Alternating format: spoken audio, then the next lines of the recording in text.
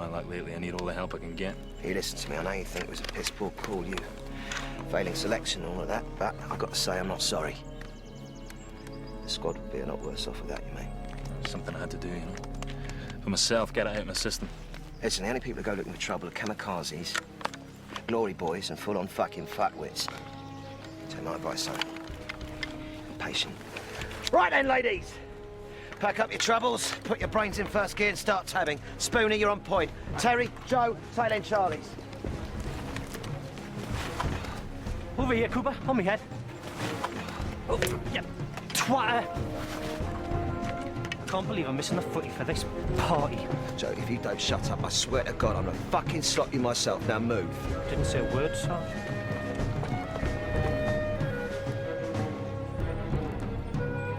Where the hell are we now?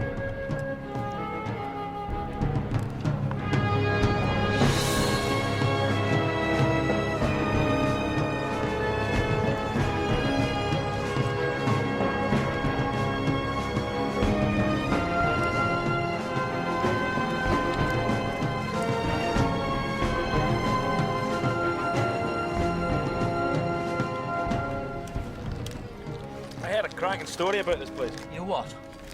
People disappear out here. Happens all the time. Go on, Cooper, I'd give it some bollocks. It's true. Just last month, a young couple were hiking through these woods. They set up camp somewhere near here. During the night, something happened. Mountain rescue team found the remains of the camp a couple of days later. The tent was ripped to shreds and there was blood everywhere.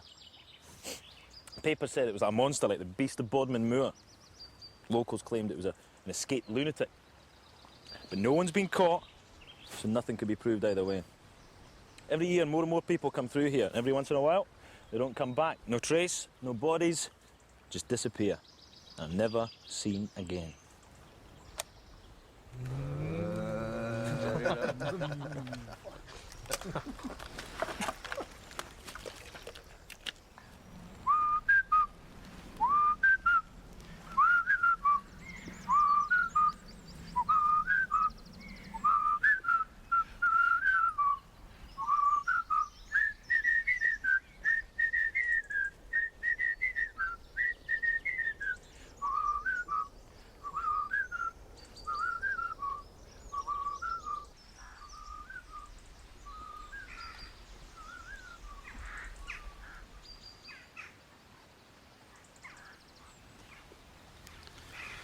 Contact camp. Tell them the flock is heading for the fold.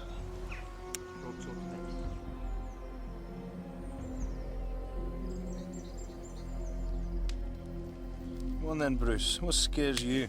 The self-destructive nature of the human condition. Just taking the piss now. What do you think, sir? How about you then, Spoon? Castration. There's no argument there. Joe? Only one thing guaranteed to put the shits at me. A penalty shootout. Figures. Terry? Watching a penalty shootout with Joe. What about you, Coop? Spiders. And women. And, spider women. I want to know what scares a Sarge. Piss off, man. Nothing scares a Sarge. I don't know about that. I thought I'd never see my wife again. Scares the shit out of me. That and those little things that make your skin crawl. And the hairs stand up the back of your neck. You mean like Spoon? No, there's one thing actually in particular that I remember till the day that I die. Yeah, it's back in '91, just before my unit was flown out to Kuwait to mop up the last pockets of resistance.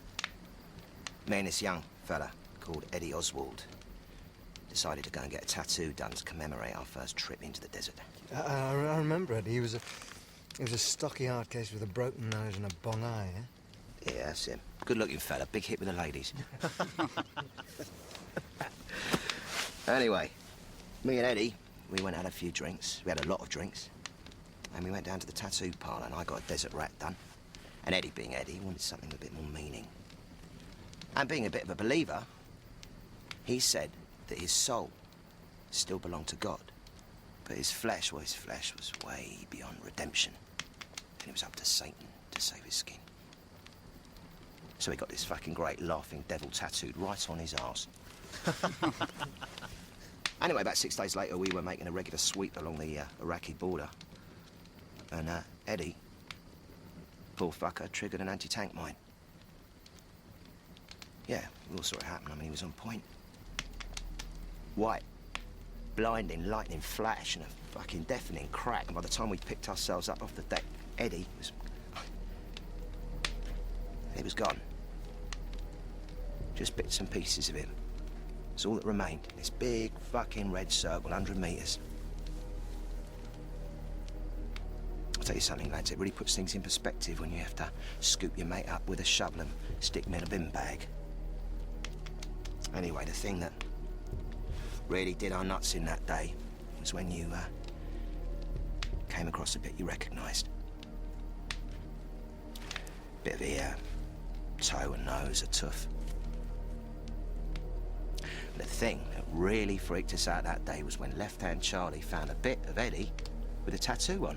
I mean, everything else was burnt to a crisp, covered in claret, all mushed up, pulped up. Not this bit. This bit was perfect. And there's old Nick chortling his fucking arsehole off at us. So you could say that Eddie was right. That Satan did indeed save his skin, just not all of him. Or you could say that Eddie was just unlucky. Either way, it taught me to keep a very open mind. Boom, boom. Anyway, Eddie Oswald. To Eddie. To Eddie.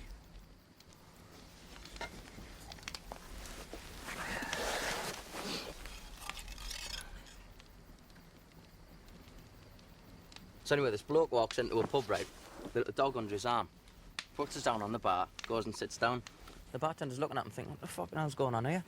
Then he looks back at the dog, and to his surprise, the dog turns around and says, fucking cow! Terry, what the hell you doing? You're firing blanks, man. Is everyone all right? Is everyone okay? No, man, I think I've shit myself. Is it dead? Oh, yeah, it's dead, all right. Look at the state. Come on, it's dead, it's Eddie. These aren't entry wounds. More like teeth marks. You saying, Cooper? What he's saying, Terry, is it died of natural causes, mate. Don't you think we should call us in, Sarge? Aye. Get on the radio, Bruce. Now, there's no way I'm about to break radio silence because you lot got spooked by a dead fly fucking cow. No, we hold this position. We keep it secure till the morning. Then we reassess the situation. Right, so I want a watch posted. 214 off. Brucey, Spoon, you're up first. Keep an eye relieve at 0 and 100 hours. And in the meantime, Terry, sort your kit out. The rest of you get your heads down. Unbelievable.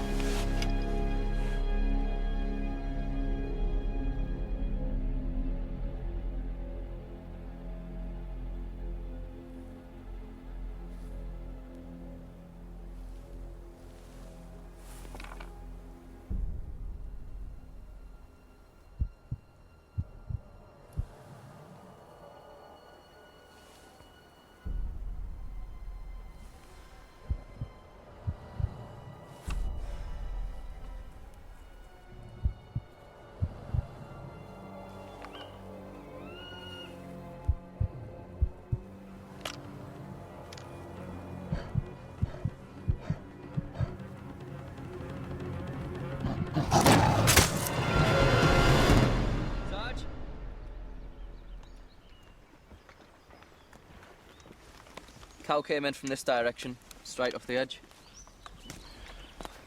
Out of the frying pan onto the fire. Bleeding to death. It could have wandered around for miles before I got here.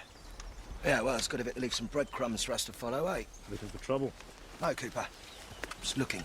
Sarge, shouldn't we just report this when we get back? Too fucking right, Terry, but in the meantime, I'm curious. It's on the way. Come on, lads.